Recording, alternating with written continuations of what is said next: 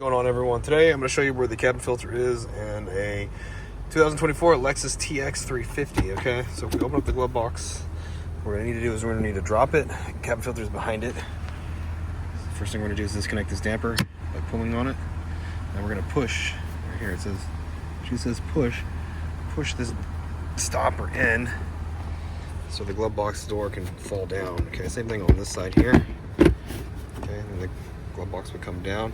Now it'll actually come off the hinges if you pull on it a little bit, like that. Okay, if you want to take it off all the way, you can. And the cabin filter is located in this box right here, so we're going to take that door off. To do that, we're going to squeeze these little tabs right here and pull towards us. Okay, same thing on this side here. Okay, the door will just come right off. Here's our door. All right. So the door is labeled up. Okay, so this is you put it on correctly.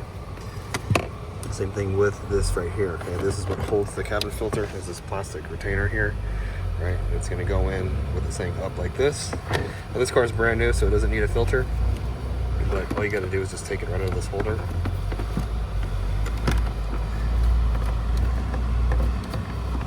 Just like this. I can barely do it with one hand, but I'm going to put the new filter back in there. Drop this guy back in here like this. Then you get your door, make sure it says up the correct way. The left side will go in first. All right, you gotta get these little guys right here to line up in this hole, in these holes. Then you can just push it on like that. The glove box just goes, line up the hinges, just push it, and then we just grab the glove box and we just kind of close it. Hook the damper back up and we're good to go.